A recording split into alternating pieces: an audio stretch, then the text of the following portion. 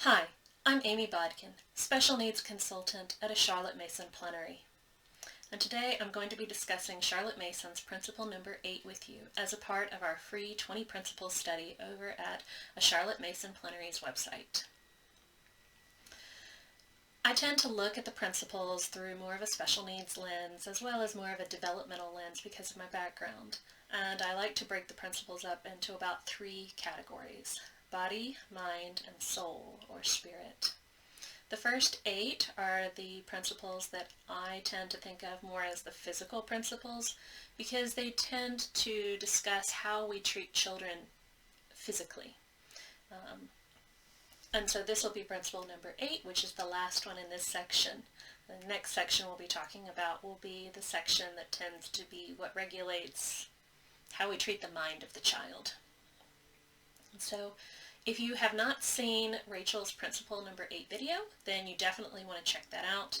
She makes a point of going through the background of each principle and talking about what Charlotte had to say about each of those in her volumes.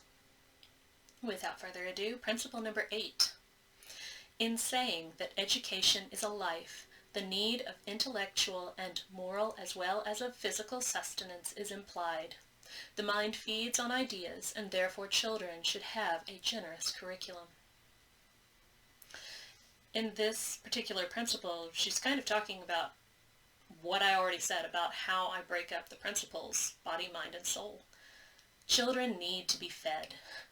They need to be fed for their bodies. That involves food, exercise, things that lead to good physical health. They need to be fed mentally. And that includes feeding them with good ideas of varied types, because our minds grow on ideas. That's the food that is natural to them. And then our spirits also have to be nourished with moral ideas and guidelines that we can kind of use as the principles for our own lives moving forward, thinking about those ideas and which ones will be helpful.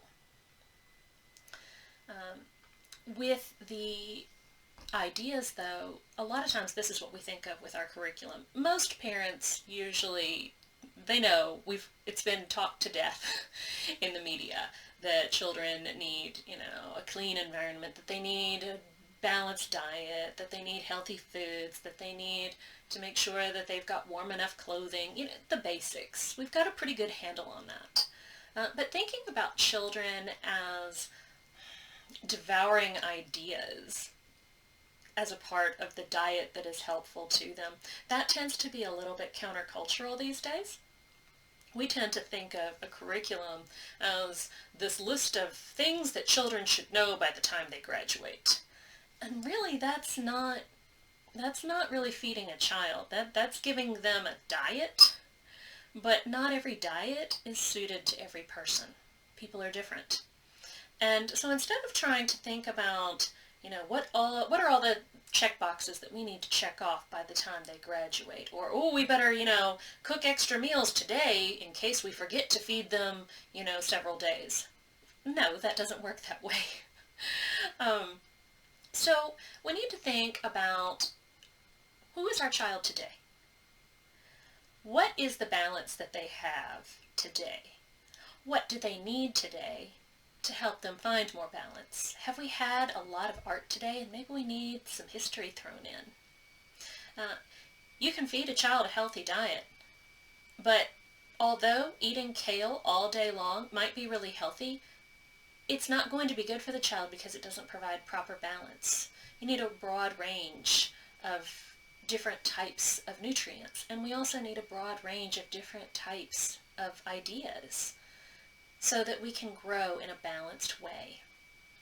It's not about trying to meet some preset expectation or trying to complete all of the check boxes on a curriculum.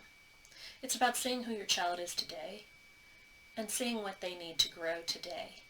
It's always about helping your child grow in that one moment, and then we help them grow in the next moment.